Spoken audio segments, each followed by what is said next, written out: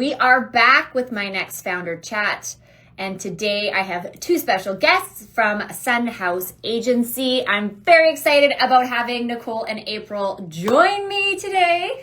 I've met them a few times now over the last few months at a number of networking events. And I am now excited to have them here on the founder chat to talk more about their business, how it started, why they started it, and of course, how it's going. So we will wait for them to join in the next few minutes. There they are. I see them. Hi. Hello, ladies. How are you? Morning. I'm doing great. How are you? Good. I know when you said morning, I was like, oh, is it still morning? I know. It Just is. being polite. It is. Yeah, just being polite. It's going to get us situated here. And how are you doing? Very well, very well. We had my youngest had a field trip today. So this morning was a lot about what do we wear for the field trip? Okay. Yes. So yeah, because we're going to the fish hatchery and you get wet. It's a lot of walking.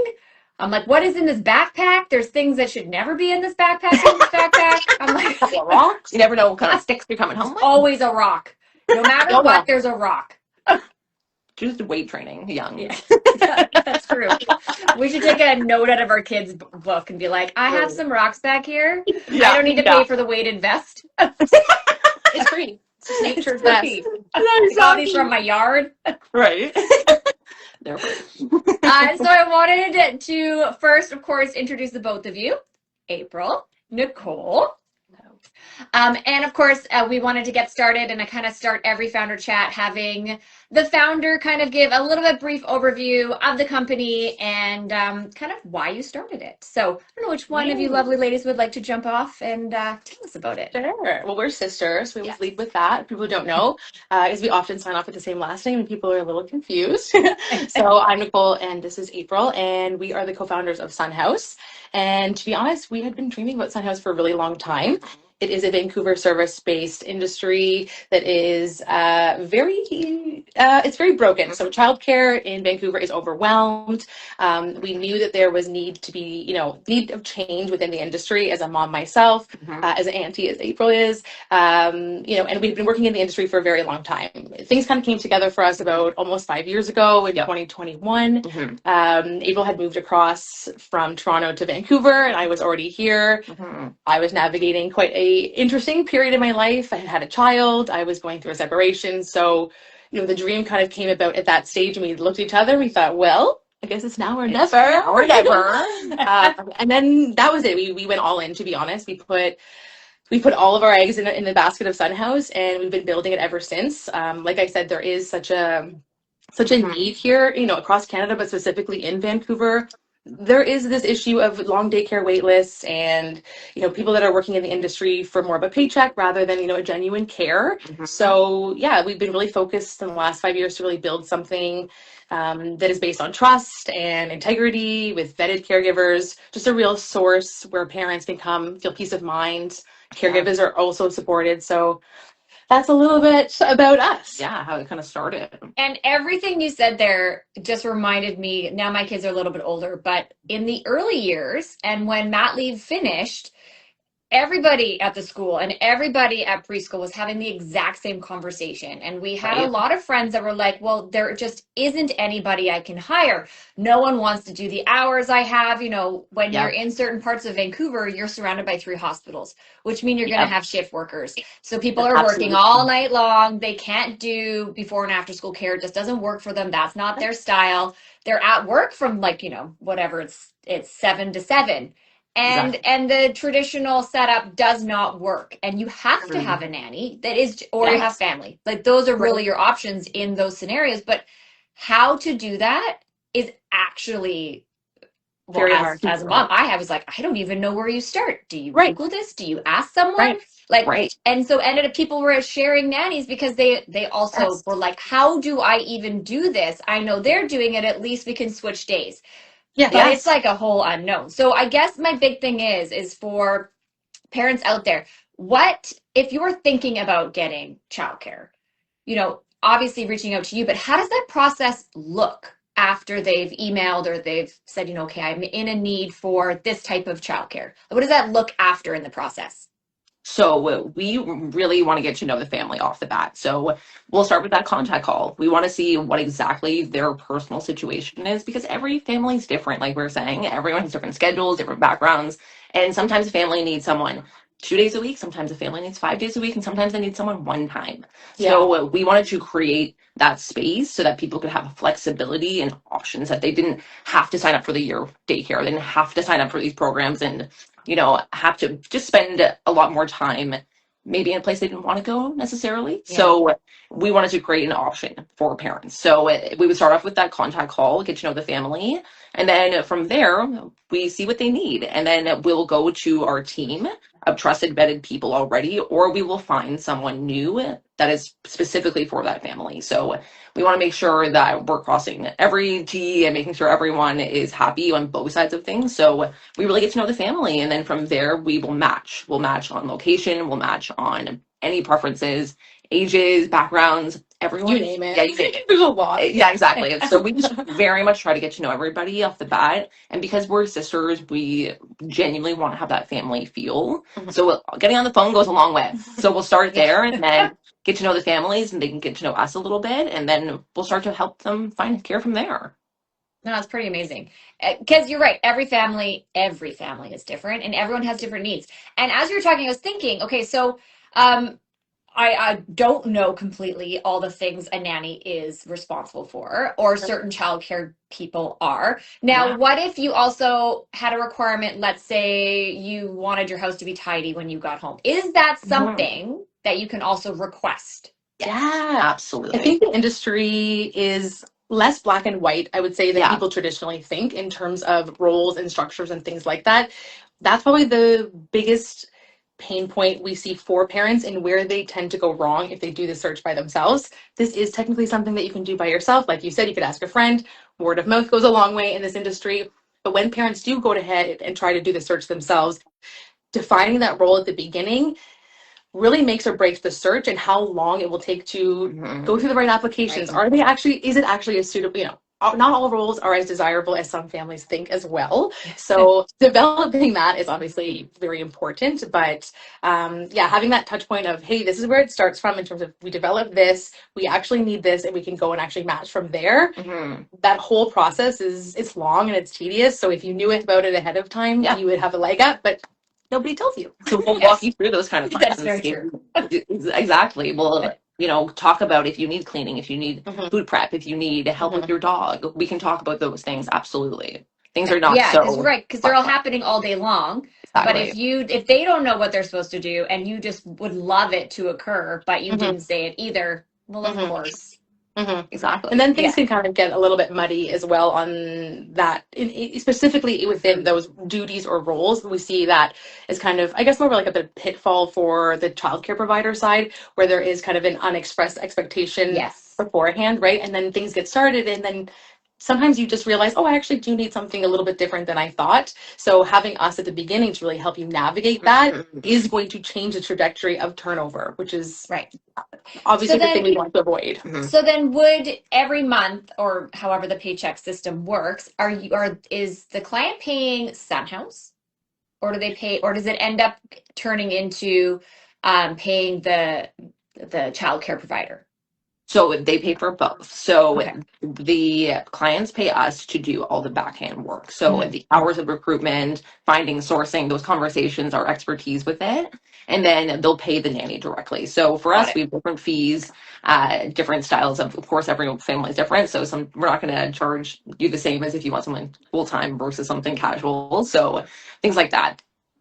And we did just launch our memberships for babysitting as well, which we should plug, which is a really easy way to access us. So parents use us for such, like, anyone from one time all the way to, I want to hire full time. So having a easy, accessible, and affordable way to access our current team. Usually this is more so for babysitting on call or something a little bit more on the regular side. Not I'm contractually hiring a nanny.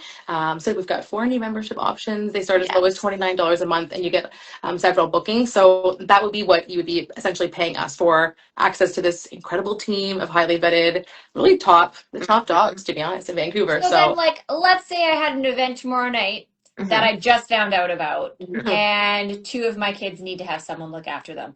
Now, is there like in that monthly membership, is there like a last minute book? Is there like, hey, Yeah. do you have someone tomorrow? Or hey, do you have Yes. someone in 3 hours? I'm late from work. Like Yes. those kind of scenarios. Yes. Across the board, yes. We wanted to make sure that was the flexibility with Sunhouse. Sometimes you need something super last minute because Yeah. maybe someone's sick, or maybe an event changes, anything comes up, right? So we need someone to have that backup care. Yep. Sometimes the neighbor's not available, so we wanted to create that trusted service. And that's exactly why Sunhouse grew, honestly. Yeah. Was for situations like that. No, and it happens more often. Like we get stuck where even when the weather wasn't great that one winter, and we couldn't get back to our neighborhood, and it was Right. taking hours. And it was like, okay, well, if we take longer than this long, then no one's there at school to pick up this, and then Yep. it's like, you know, it cascades, and Scary. you're just like, well, I can't move any faster. Literally. So if there was someone in the neighborhood, like someone closer that could Just go then pick get them up. there, Yeah. they're just like, That's there's, exactly. you know, there's lots of random reasons why you're running behind, but Yeah, of course. your kid standing there waiting for you is probably the worst feeling ever. Yes. And you're like, I'm so sorry. Yes. No, exactly. And that's why we wanted to have a service that is last minute as well. So we do make sure that we have caregivers who can pick up last minute shifts and have that availability. That's pretty amazing. Okay, so if we're thinking about looking into the business, Yeah. what would you say has been the biggest pain point in growing a business? Because there's always so many when we are growing a business. Everywhere you turn, there's something else that you then have to deal with. But what do you think is the one that like you kind of got caught on and you're like, okay, this one we had to solve before we could move forward? Oh, it's a good question. It's a good question. I think, as you said, there are quite a few. Well, there's many small pain points that you learn, especially as most entrepreneurs are building and learning at the same time. Yes. We tend to see, you don't necessarily know everything beforehand. So that can be very difficult. But I think the last little while, I can speak for myself, alone, but I think having the ability to really focus was something that we did learn in the last probably 1 to 2 years of the business. We're almost at 5 years now, so a lot of changes have happened. But there was a lot of things that we were enticed by, a lot of partnerships, a lot of things like that we thought maybe we'll move in this direction or in this direction. Yeah. And I think when we came to top of this year, we really thought as founders, okay, let's really scale back to what we know best, our core, who we are, our expertise, and let's really lean into that. And I think as fellow makeup girls, we took a page from Anastasia Beverly Hills, and she said, do eyebrows for 12 years. So we pulled things back and really wanted to focus and make sure that we could scale our initial products or services, if you will, and really build that out farther, and then we'll continue to expand from there. Absolutely. No, and it's very true. Exciting, When you have that one product or that one area or that one service that is tried and true and you do amazing, when you move out from that, yes, it's distracting, right? Yes. And especially with small teams, like our team is small in the office, and as soon as you add another task, it's like, okay, well, now you're taking that portion from the other person's regular duties, and you're spreading even more thin and even more thin. And some things you do need to do, and other things you're like, that one can wait. That one should have waited. Yeah. Exactly. That one should have waited. Like future play. Yeah, exactly. Oh, I love it. Okay, so and then I remember seeing on social media about the camps. Yeah. Now, the outdoor camps, was that registering for the outside camps? Was that connecting, or was that actually getting them into your camps? That would be getting people into our camps. So that is the other service that we did create, that we wanted to have an extension of Sunhouse. So we created Sunhouse Outdoor Academy, which is camps. So summer camps and March break camps. We wanted another option for families that we know maybe don't have a nanny, or maybe are in school and only need care for summer or March break. We want another option. So we've created a space that's all outside. It's super fabulous. We have a couple locations. Trout Lake Park is our main location. This summer, we're doing a location at Pacific Spirit Park and one in the Arbutus Club as well. So we're super excited, to get more of our camps out there. This is our 3rd year running with the camps, so it's really nice to have another offering for spring and summer. Now, are there spots in your summer camps right now? There are very few left. I was going to say, I'm like, seeing as we seem to like to register for these in January. Yes. Correct. Yes. You're not wrong. Yeah. And in those spots that are open, what age group are We they can do open 4 to 7 this 4 year. to 7? Okay. So we have changed our ages. Originally, we did 3 to 5. The camp was actually created for my own boy, similar to the book in your back. I know was for your daughter. So yeah, built around what we knew children really loved and really needed to thrive. It's a different option because it is fully outdoor. Vancouver landscape is obviously beautiful for that. But we do see quite a difference just in children and how they respond to that setting and what happens after even a couple of weeks with us. So yeah, it's really nice. So 4 to 7 now, a little bit older. It's kind of growing with the families that are there, so they can continue on with us, which is great. I think at least 50 or 60% are returning families, which is really fun. But we do keep it limited spaces on purpose. Low ratios. It's very intentional. Yeah, very important to us to change things in the industry. Anything outside is always a benefit. Always. Yes, absolutely. And I know even with camps that I was able to, when the girls were younger, to get them in, the times of they were during the day. Yeah. I was like, this starts at 10 o'clock and it ends at 2 o'clock. I'm like, how? This is not feasible for people who have to be somewhere at 8:30 or 9 o'clock in the morning.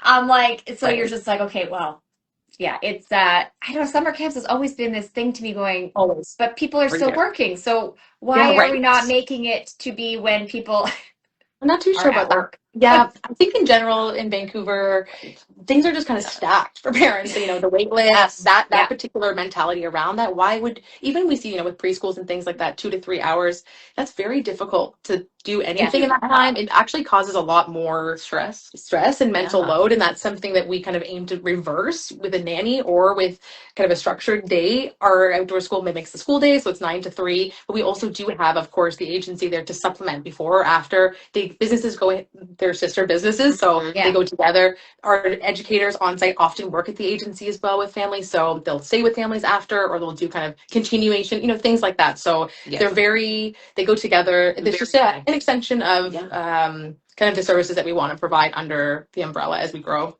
Yeah, no, it makes sense. And and as you said, it's based around the families. So if that's the need, and which it normally is, because it's very hard to have, like every year we say the same thing. I'm like, okay, but everyone starts work before 9 o'clock. So getting your kid to school and then getting to work at the same time or before that, like we do 8 to 4, so that we have more time before bedtime and everything with the kids, and it's still daylight out, and you know the staff can actually go do things after work. But it's really hard. It's so hard. It's very hard if you work a traditional schedule, because things are just not aligned, and it's not likely to change. So unless your ability to control your own working schedule, if you're not an entrepreneur, that can be really hard. And even if you are, the hours, as you know, that are required to build a business are extreme, and it's does take a lot out of you. So to not have that, I don't know why they do that. It doesn't make I know. Every year I have the same thought. I'm like, why are we doing this? Why is this happening? You know, because I wake up, I check all my emails before I do anything, and then I get everybody ready, and then I head to I go to work, and then you keep going. And then, you know, if there's a thing for the kids early, I'll leave, but then I'll work from my phone and make sure that things are still happening. And then I'll get home, and then after dinner, I'll catch up on the things that I didn't get to do because I was maneuvering throughout the day. But yeah, in a traditional setting, we have a lot of people in the neighborhood. They can't even have their phone at all at work because it's just the type of job they have. There's no contacting unless it's a real emergency. You can't get a hold of that person. And so, you know, things come up. They come up, and you're just real life. Absolutely. Yeah. And that's why we want to help. We need that flexibility. Yes. Oh, yeah. For real life. Okay, so I have another business question. Okay. Yeah. What, now that you're 5 years in, and looking back, because, you know, of course, we knew everything when we started. Looking back, what was the one thing you would have changed before starting the business, if anything? I don't know if I would have necessarily changed anything, because it's taken all of the steps to figure out, you know, where we are now. But I think that if I had some advice to myself 5 years ago, I would have loved to know you have to have a really thick skin in this industry, and you have to have the thickest skin going, to be honest. You really just need to be prepared, and resilient. I wish I had a little bit of a heads up about that. Yes, I think building that skill set up prior to launching a business would have been very helpful and something that we never really heard before, to be honest. You know, it's going to be hard, obviously. No one's going to tell you, oh, that's going to be super easy to open up that big business. No, but you know, never but that, but yeah, I think we probably weren't prepared for how. the level of intensity that comes with having a business and your own business and it growing and things changing and, you know, being looked at differently. It's a lot of scrutiny comes your way. So having a thick skin and being able to kind of bounce things off of yourself would have been helpful to know ahead of time. Absolutely. Yeah. And you know, and as you were saying that, I was thinking of all the things, you know, you don't even think of the traditional sense of having thick skin. It's just all the small things. Right. Oh, you did that. Oh, okay, but why did you do that? And what about this? And oh, I wouldn't be in that industry. Oh, that's got this happening. Oh, why would you do that? Oh, that was a great time to start a business. You know, it's the small things that you if you think about it all together, you're like, those were nice comments. Right. But at the time, you're like, it's like one at a time. It's like small hits. It is. So yes, it's a toll if you're not, and you do see a lot of people start and not finish, and that's I get that because you do have to be very committed in those moments of when it is very, very hard, and you're thinking, okay, should we should we keep going here? You know, what's happening? And if you don't have that kind of anchor of real like self-belief that it's going to happen. And when those moments when your resilience does take a hit and you kind of like take a little, you know, wind gets knocked out of you a bit, that's when it's real kind of make or break, I think, for early stage entrepreneurs. Agreed. No. Yeah, it's that is a very good piece of advice. You know, it's interesting. Both of you are my first non-product founder chat, so more of a service. And it was interesting because I was talking to the team yesterday, and I was like, you know, not having inventory, as you're like an expiring inventory. Right. Sitting behind the scenes as your cash flow is killing you because you're like, I only have so long. This is how much I have. I need to make sure I have more. I don't have enough. Like the constant. And then I thought to myself, but you do technically have inventory in an untraditional sense. Right. Yes. Right. But yeah, it's so then we're thinking of the questions and how to frame them. I'm like, it's interesting because it's a completely different type of inventory, a completely different type of industry. And you know, sometimes we think of IT firms or software who also don't have inventory, and they also have a, you know, it's not even, well, it's real, but it's not, you know, tangible. It is real. Sorry, IT. Those codes are real. I know they are. But it was interesting thinking of like, okay, well, how do we look at this? Because also when you have good employees and they leave, then you're in a different situation. So for you guys, you have your inventory is humans, and it's their skill set, and you also have to manage that group of people because they also represent you. Correct. So like, how has that been? Yeah. It's a valid question of how it's like to look at us, because it probably has been one of the harder things to articulate. The agency model in general is not necessarily like a super common business model anymore. It's so extreme. It just tends to lean on this principle of 24/7 because that's what an agency does. And essentially that's kind of what it does now. But when we look at that inventory is people, it is this awkward conversation because they're people, they're not commodities. And you're like, so it feels awkward even saying it. I know. I was like, but how do I articulate that you do have a talent pool that is important? That's correct. I think the main thing that when you really boil down what we're doing here, it is a recruitment agency. And it doesn't sound like that because it's about children, but it's a childcare recruitment agency for professional matchmakers, if you will. You would come to us if you wanted a boyfriend as well. Like, it's the same idea, right? So we're really looking at beyond a piece of paper. Discernment level is extremely high. We do have that given gift, which is quite nice for ourselves in that sense. But it is a hard conversation to articulate around that. We're a service-based business, but it is untraditional to what you would normally think. A lot of people think we're a daycare right off the bat, and so we kind of have to try to articulate that in a different way to say, like, this is our actual services without sounding just so service based and not personal. So we tend to lead with the person side, or that we're sisters. It kind of softens things a little bit. But it's a hard one to articulate. It's not a common business either. So yeah, it's been a challenge to kind of get that across in a proper way. Yeah, I totally agree. Yeah, it's not traditional, but extremely important. Yeah, Right. Because like this is, and especially in Vancouver, I have friends that have had to move daycares numbers of times, like, you know, if they close or if they move, and then some are subsidized and some aren't subsidized, and some are thinking about subsidizing. And so, you know, your costs alone can be dramatic from one location to the other location. Absolutely. And they might not have the timelines that are feasible for you to actually work. And Correct. a number of them are definitely spending more in those facilities than they would with a nanny, because they have multiple children in different age groups and different time slots. And so even for them, it would be a significantly better situation having someone come to their home or being, you know, in those environments. But step one is how.